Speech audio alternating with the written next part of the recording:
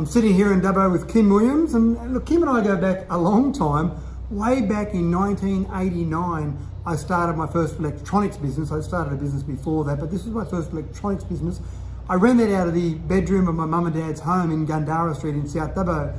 And Kim was actually one of my first customers. I think you bought a fax machine then? I think I did. One of the girls that worked for me, managed my business, was a former schoolmate of yours. And she said, oh, I think Matthew Dickinson could help there. I said, let's go. Yeah, we needed a fax machine to send off our orders, but we needed a phone with it as well. And anyway. Yeah, so it sounds funny talking about fax machines now. I don't know that many people out there would still be using fax machines, but back then, back in 1989, we're talking 29 years ago, it was a pretty modern piece of equipment. Very modern. I did not understand any of it at all. I knew shoes, and I'd only been in the shoe game for 2 years, but yeah, fax machines are a bit above me, but yeah, you helped us out. Yeah. So it's interesting going from there, and then obviously I dealt with you through a few different items over the years, but then we ended up on council together. We both stood for the 2004 council election, both got elected in the 2004 election, and so we both went in as newbies on that council and had to learn the ropes, and we had a couple other newbies on at the same time, but we had to learn the ropes on council at that time together. Very new to the political game. We went in with our business acumen thinking we could change the world overnight. That wasn't to be, but I think we contributed. No, I definitely did. I think that was a good council we had back then, and certainly I feel like the three councils I was involved with all made contributions to our community and certainly made Dubbo a better place. Yeah, I think it's grown tremendously well in that period, so yeah, we should all be proud of that. Yeah, definitely. So you've had a lot to do with business over the years. What's your feeling at the moment? What's your take, if you like, on where the state government currently sits and where this electorate currently sits in relation to the state government? Dubbo's strong, but it's always strong. It's who we are, what we are. The people we have are strong business people that get in and get things done. It's a bit like you get in and get it done, and that's what you're doing here. As Troy, I think, has done a good job, but I don't think we can continue on like that. I think we need someone who's going to represent us, not the whole state. We want someone who's going to work for us here in Dubbo electorate, Dubbo, Wellington, Narrabeen, Mudgee. We need someone here on the ground doing the work, listening to us and going back and getting the best for us.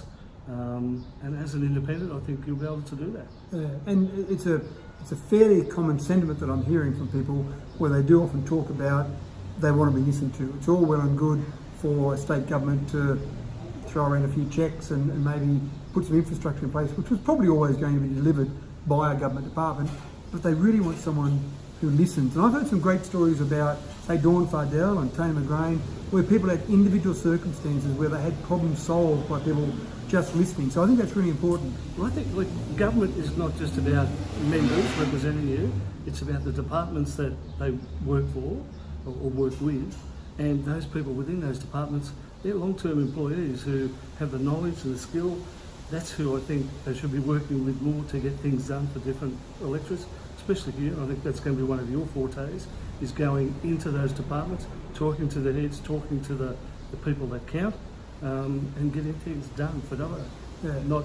Not just straight through the member, through the parliament itself, but through the different departments. And I know that's what you've done as the mayor of Dubbo. You've worked individually with companies to get them here. You've worked with airlines. You've worked with businesses.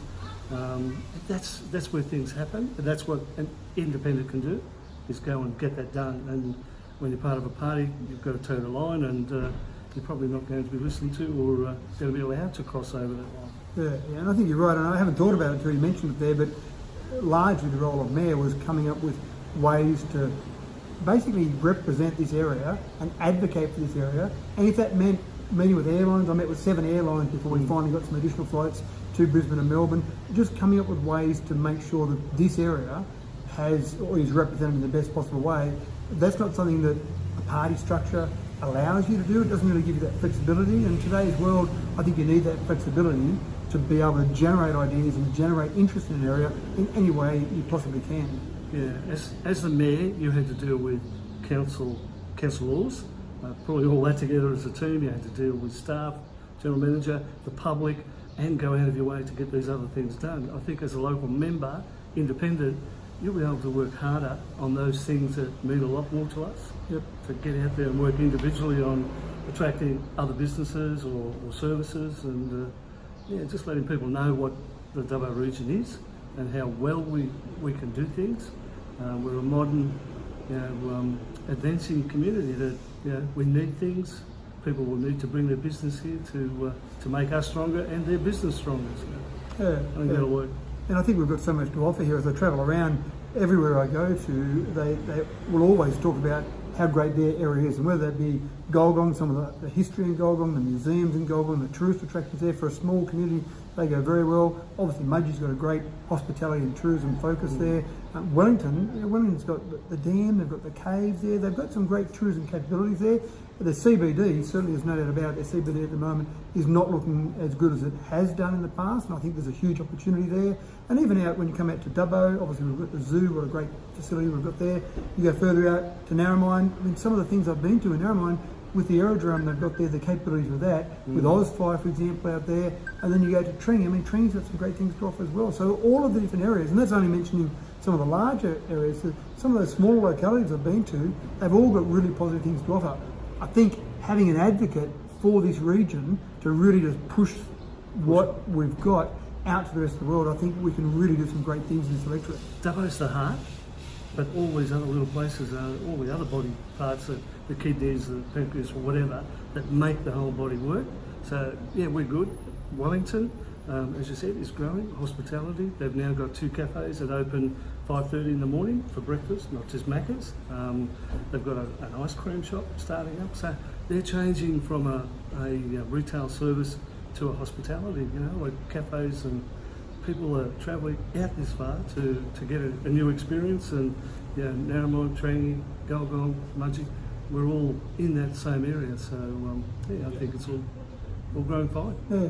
Well, thanks for your chat today. It's always good to chat to people. I love getting around the region and having a talk, hearing what people have got to say. And it's good, again, I've known you for 29 years. It's good to be able to sit down and have a chat about these things. And whether I've known someone for 29 years, 29 hours, 29 minutes, or 29 seconds, maybe have a chat to them. So Thanks, mate. Appreciate your time. Good luck. Thank you.